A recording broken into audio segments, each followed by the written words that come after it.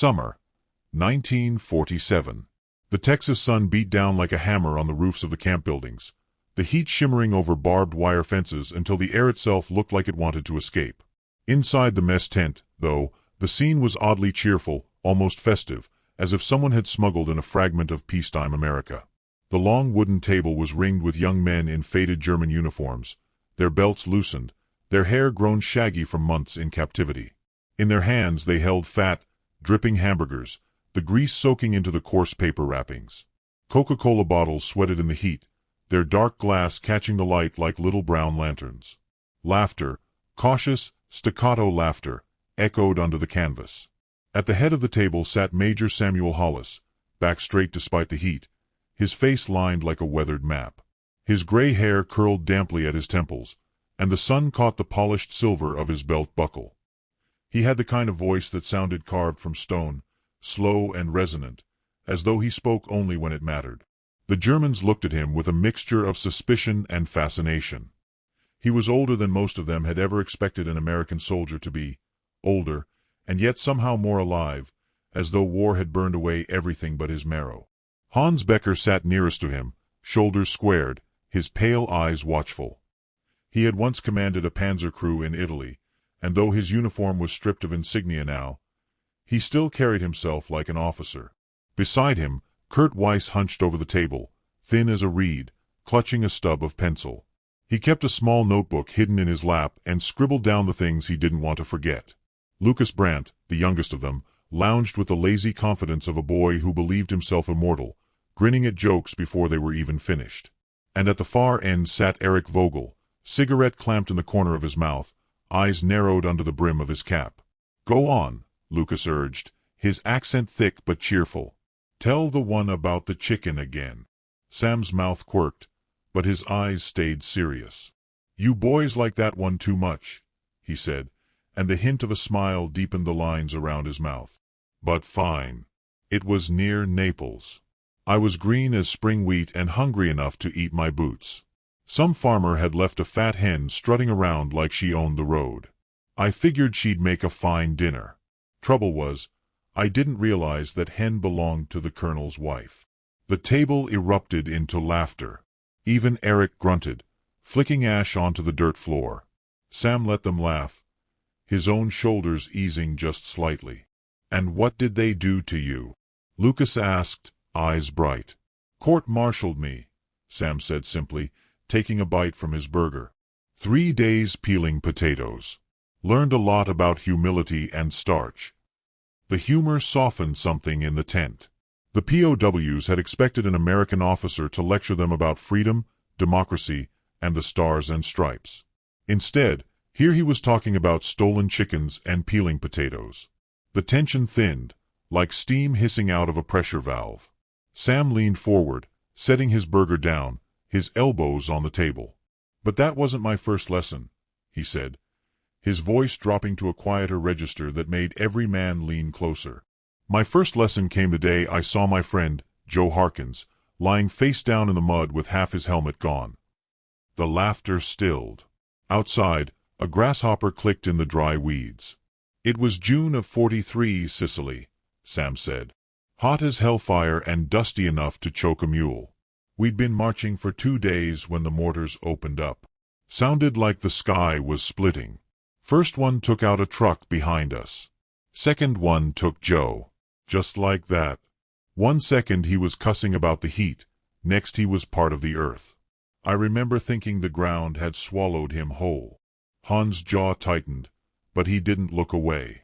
Kurt scribbled faster, his pencil digging into the page. "I hit the dirt so hard I swallowed half the road," Sam went on, almost to himself.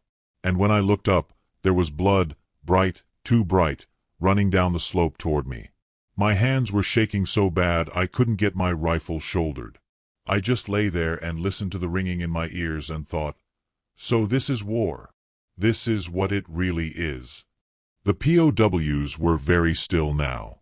Even Lucas had stopped grinning. Sam took a pull from his Coke, the bottle cool against his palm. "That night, we dug in on a hillside. You could smell the smoke from the shelling. Could taste it in the back of your throat. There were fireflies all over, glowing like sparks. Beautiful, if you didn't think about how many men were lying dead down in the valley. The men at the table glanced at one another.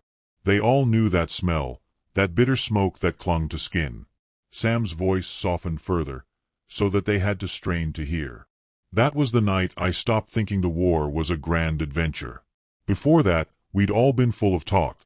Talk about getting medals, talk about being heroes. But there's no heroism in lying next to your best friend while the dirt rains down on him. Just fear. And a kind of silence that gets inside you and never quite leaves. He looked up then, meeting each of their eyes in turn. Hans held his gaze longest, as if measuring him. Eric shifted uncomfortably, the cigarette smoldering low between his fingers. I didn't sleep that night, Sam said after a pause. Just stared at the sky and thought about home. Thought about how small the stars looked over there, and how far away my wife must be. I swore I'd write her the next morning. Tell her everything. Kurt stopped writing. Did you? He asked softly. Sam shook his head. I told her nothing. Wrote about the weather, about the food. Couldn't tell her what I'd seen. I thought if I wrote it down, it'd be real. And I didn't want it to be real. There was a heaviness now, a kind of collective breath being held. The hamburgers had gone cold in the POWs' hands, the Coca-Cola's half empty. Sam reached for his burger again, then stopped, letting his hand fall to the table. That was just the first day, he said, almost a whisper. His eyes were far away now, not seeing the tent or the men around him, but something only he could see.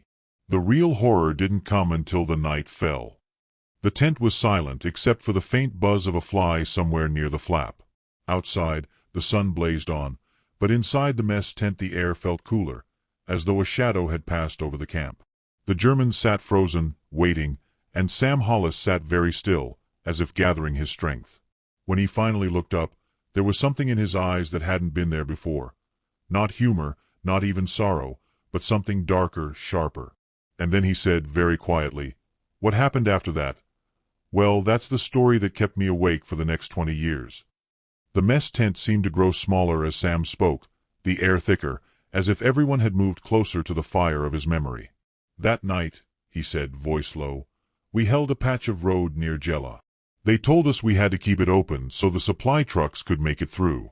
Said if we lost it, the whole advance would stall." He drew a slow breath, the Coke bottle forgotten beside him. The moon came up red that night. Looked like it had been dipped in blood. Hans Becker's hands tightened around the neck of his bottle, knuckles pale. He knew that road. He had fought along one just like it on the same island, though on the other side of the line. For a moment, he saw the dust and heat rise again in his memory, and the taste of iron coated his tongue. The first shots came just after dark, Sam continued. Sounded like someone snapping twigs, far off. Then the real guns opened up and the whole hillside lit up. We were caught in a crossfire, Germans on one side, Italians on the other, and us huddled in the middle like rabbits. I could feel the dirt jumping under me where the rounds hit. One of our boys, Charlie Finch, took a bullet in the neck before he even got his helmet on. I can still hear the way he gurgled. The POWs were utterly silent now. Even Lucas, usually quick with a grin, had gone pale, his burger forgotten. We returned fire, Sam said. I don't know how long. Minutes, hours. Time doesn't work right in a firefight. All I know is, when the shooting finally stopped, the ground was steaming and the air smelled like cordite and hot metal. I crawled out and found Joe's helmet, the one I'd buried him in just that morning. A shell had dug him up, thrown him half out of the ground. His jaw worked, but he didn't look away. Kurt's pencil was still in his hand, but he hadn't written a word for several minutes. His eyes shone strangely in the dim light. Sam took a sip of water, set it down carefully. We pulled back at dawn, left the road littered with shell casings and blood. The sun came up like nothing had happened. And then came the orders. Move forward again. Take the next ridge. Hans gave a short, bitter laugh before he could stop himself. Always forward, he murmured, almost in German. Sam's gaze flicked to him, but there was no judgment in it. Always forward, he echoed. Even when you'd rather dig a hole and stay there until the war ends. The tent flaps shifted in a hot gust, snapping like rifle fire. That ridge was worse, Sam said after a moment. Steeper, and the ground baked hard by the sun. We lost half the platoon before we even reached the top. I was down to 6 men by the time we dug in, and that's when we got the order to hold prisoners. At this, Eric stirred, exhaling smoke in a sharp plume. Prisoners, he said dryly, as if tasting the word. Sam nodded.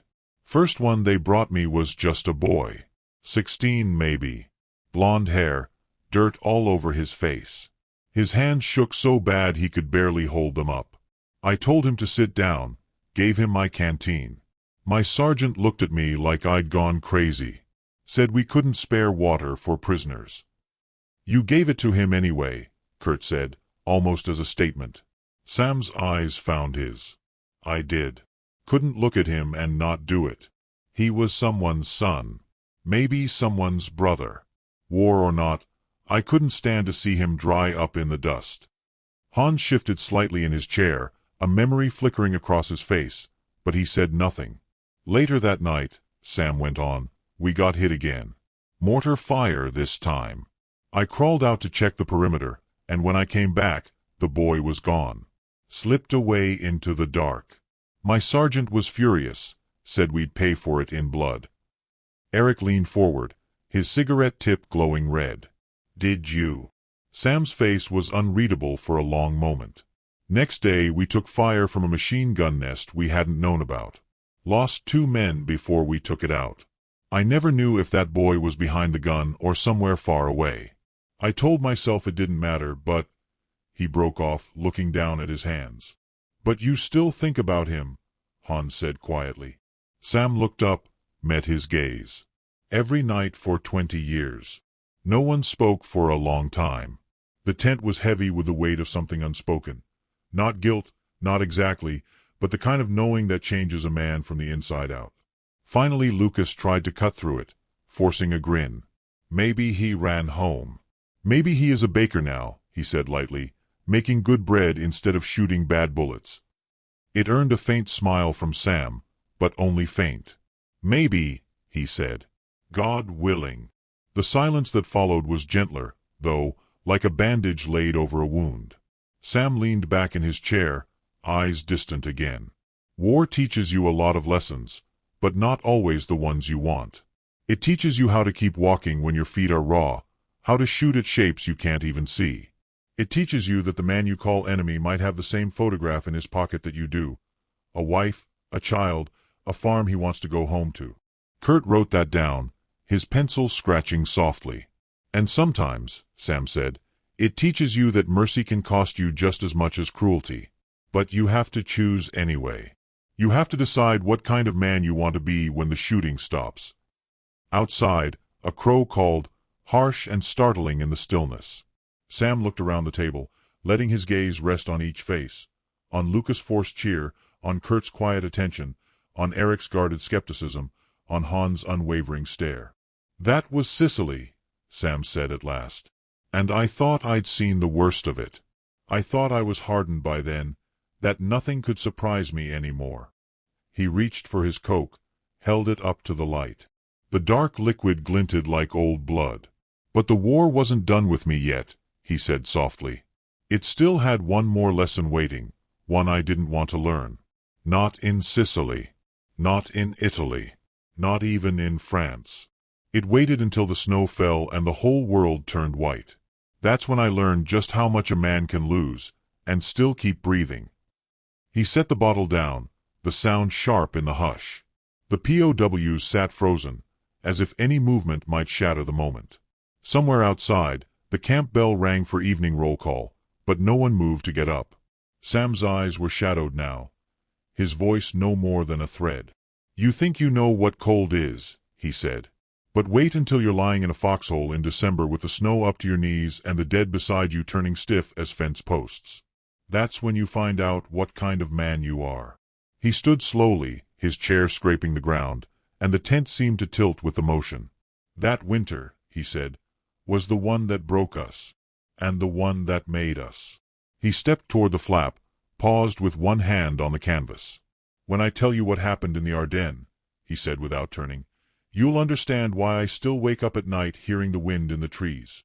Then he pushed the flap aside, and the night poured in, cool and dark and full of waiting. The night outside had deepened by the time Sam returned to the mess tent. A lantern had been lit, its yellow glow casting long, shivering shadows on the canvas walls. The German prisoners had not left. They were still there, as though rooted to the benches, waiting for something they couldn't name. Sam stepped inside and for a moment just stood there, letting the silence thicken, letting them feel the weight of what he carried back with him. When he finally sat, the lantern light caught his face and revealed a man both carved from stone and somehow hollowed out by memory. "It was December 1944, he began. "The snow came early that year, and it didn't stop. It was like the sky had decided to bury Europe for good. Outside, a coyote howled in the Texas dark, and the sound seemed to follow his words. The Ardennes was quiet when we first arrived," Sam said. "Too quiet. We thought we'd been sent to a vacation spot. No one shooting at us, just trees and hills covered in white. We built fires, sang Christmas songs, passed around the last of the whiskey.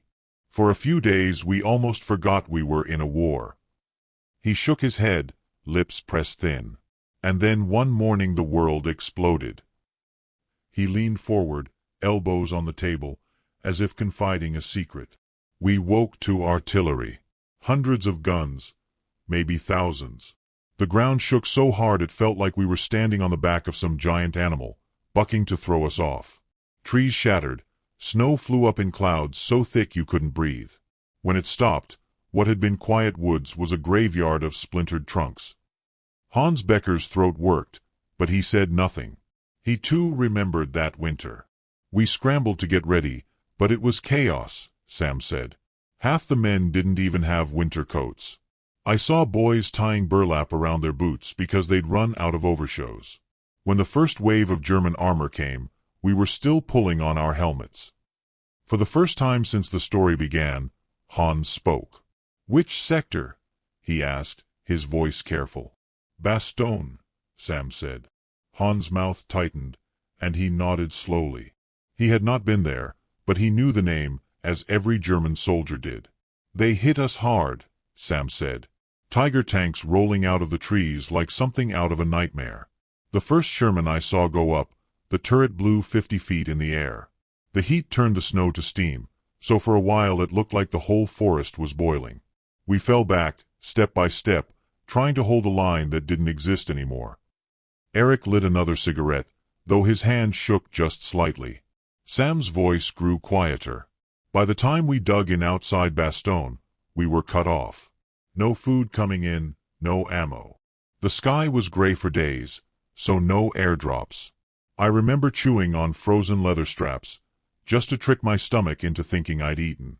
My breath froze on my scarf until it was stiff as wood." He reached for his Coke, took a swallow, and for a moment his eyes were far away. "The cold got into everything," he said. "Your bones, your thoughts." Men stopped talking after a while. Just sat in the foxholes, staring at nothing. We lost more to frostbite than bullets that week. One night, I woke up to find the man next to me frozen stiff. His eyes were open. Looked like he'd just seen something that surprised him. Lucas shivered despite the Texas heat. "But we held," Sam said. "Day after day, against everything they threw at us. I don't know how. Maybe stubbornness. Maybe just the thought of going home. Then one night, after a firefight that left us with more dead than living, I crawled into a foxhole to take cover and found someone already there." The lantern flickered. The Germans leaned forward almost as one.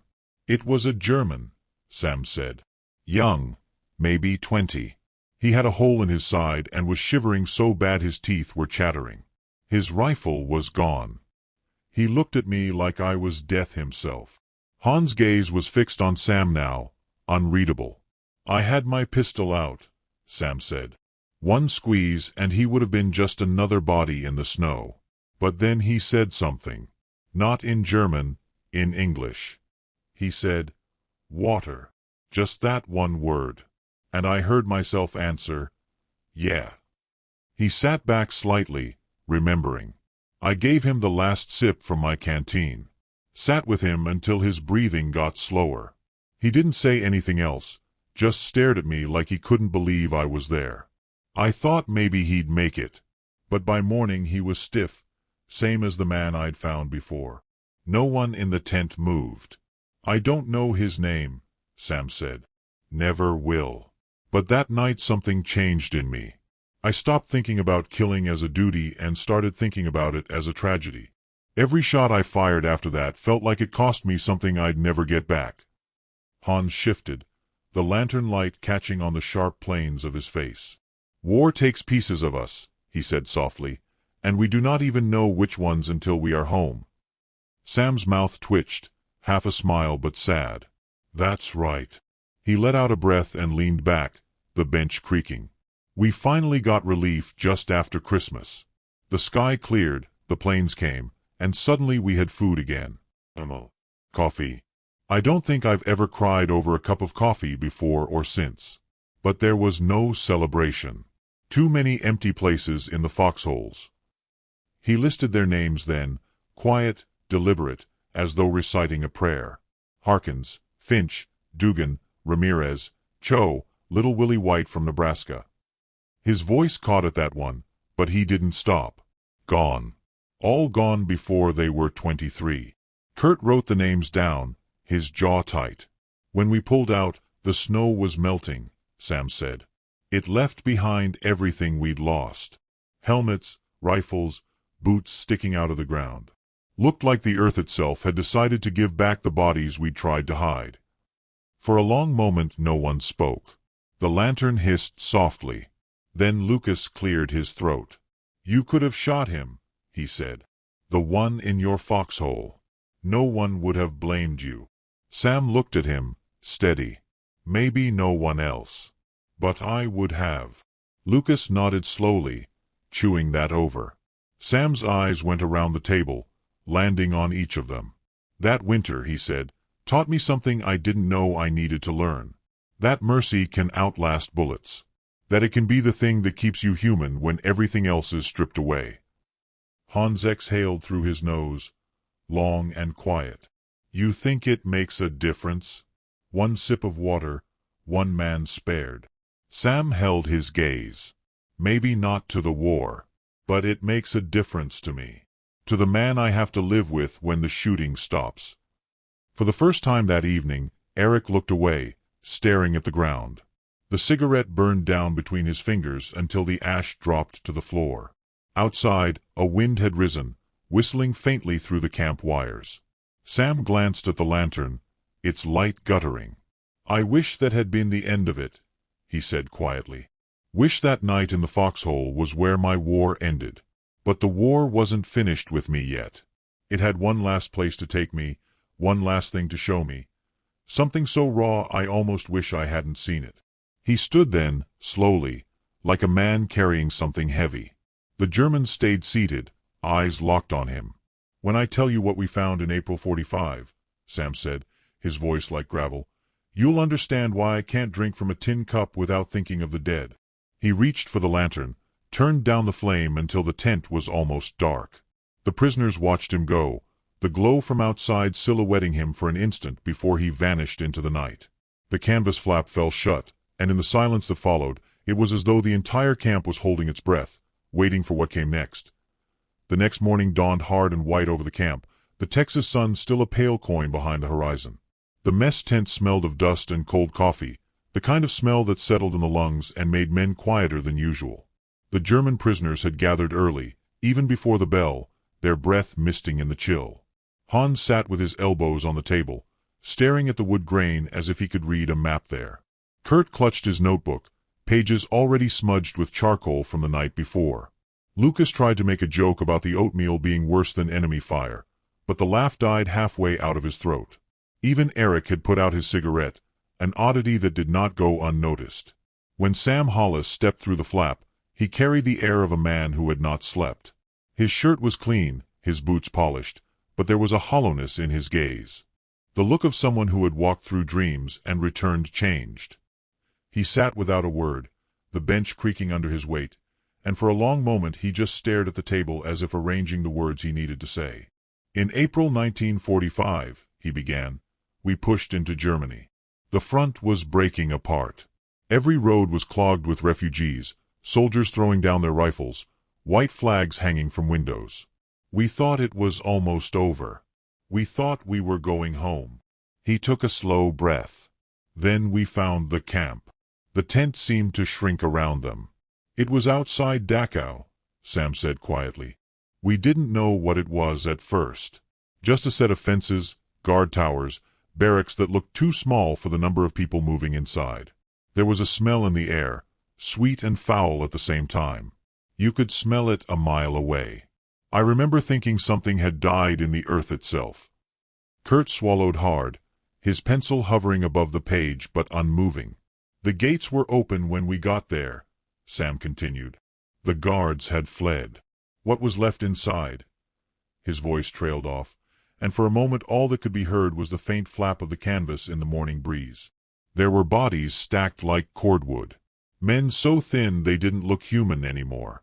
Some were alive, barely. They looked at us as if we were angels, or devils, or maybe both. Hans' hands were clenched together, knuckles white. One of them reached for me, Sam said. He couldn't even stand. Just reached out with these stick arms and touched my boot. He smiled. Imagine that, smiled. Then he said something in German. I didn't know the word then, but later someone told me it meant thank you. He died right there, still holding on to my boot. Lucas' mouth opened and closed again. His usual levity deserted him. Sam rubbed at his temple. I wanted to hate someone. Wanted to find whoever had done it and put a bullet between his eyes. But there was no one left. Just the ones who had suffered and the ones who had watched. And I started to wonder if that was the cruelest part of war, that it leaves you with nowhere to put your anger except back inside yourself. The Germans shifted uneasily. Eric looked like he might speak, then seemed to think better of it. Sam's voice was steady now, but it carried a weight that pressed on every man present. We buried them. All of them. It took days. My men dug until their hands bled, until the blisters split and the skin came off. We couldn't leave them lying there. It felt like the only decent thing left to do in a world that had gone mad. He looked at Hans then, directly, unflinching. You asked me last night if mercy makes a difference. I don't know if it does in the grand scheme. But I know this. When we finished, when the last grave was filled and the last cross planted, I stood there and swore to myself I'd spend the rest of my life telling their stories. Because if we forget them, we let them die twice. Hans held his gaze, something fierce and complicated passing across his face. Slowly, he removed his cap and set it on the table. Mein Vater, he said, voice rough, was taken in Russia. He never came home. I do not know if he was buried. I do not know if anyone said words over him. Sam nodded once, a deep, solemn gesture. Then tonight we say them for him. For a moment no one moved. Then Kurt stood, his thin frame trembling, and carefully tore a page from his notebook. On it was a sketch, rough but powerful, of the men at the table, the lantern between them like a small sun. He placed it in front of Sam. So we remember, Kurt said. Sam stared at the drawing for a long time, then slid it carefully into his breast pocket. So we remember, he echoed. Lucas cleared his throat, breaking the spell. Then we should drink, he said, reaching for the Coke bottle in front of him. To the dead, to the living, to the ones who came back and the ones who didn't. Sam picked up his own bottle, raised it. One by one, the Germans followed. Even Eric, slow and reluctant, lifted his drink. To the dead, Sam said. Zum Leben, Hans answered softly. The bottles clinked together, the sound bright and sharp, and for a moment the mess tent felt less like a place of captivity and more like a chapel. Sam took a slow drink, then set the bottle down with finality. That's why I come here, he said, his voice carrying the weight of something finished. Not to boast, not to preach. To remind myself that we survived. That we still have choices, even now. The Germans nodded, each in their own way. Lucas grinned a little, though it didn't quite reach his eyes. Eric lit another cigarette but didn't look away from Sam. Kurt closed his notebook as though sealing something inside. Outside, the sun had climbed higher, burning away the morning mist. Sam stood, the bench groaning as he rose. He looked around the table one last time, memorizing their faces. War ends on paper, he said, but it keeps living in men. You can't let it rot there. You have to do something with it. He turned toward the flap, then stopped. You asked me once what kind of man I wanted to be when the shooting stopped, he said over his shoulder. This is him. The man who sits down with his former enemies and tells the truth, no matter how much it hurts. Then he stepped outside into the blazing Texas sun. The Germans followed him, one by one, until they stood together in the open yard. The air was bright and sharp, the sky so blue it almost hurt to look at. For a moment they simply stood there, heads bare, as if marking a silence for all the names they had spoken and all the ones they never would. Somewhere in the distance, a train whistle blew, long and low, like a call to some future they had not yet imagined. Hans glanced at Sam and saw that the old veteran was smiling faintly, the kind of smile a man wears when he has decided something. Someday, Sam said quietly, you'll go home, and when you do, tell them. Tell them what happened here. Tell them we sat at the same table and chose to be men instead of ghosts. Hans nodded slowly, the sun glinting in his pale hair. I will. The wind shifted, carrying the smell of mesquite and dust, and for a moment it felt as if the war itself had been left somewhere far behind them, still raging on a distant front they no longer had to cross. Sam turned toward the barracks, his shadow long across the dirt. He did not look back, but the Germans stood watching him until he was gone, as if by watching they could hold onto the strange, fragile thing that had been born between them. When the camp bell rang, sharp and metallic, it sounded less like a summons and more like a warning, as though time itself had reminded them that this moment could not last forever.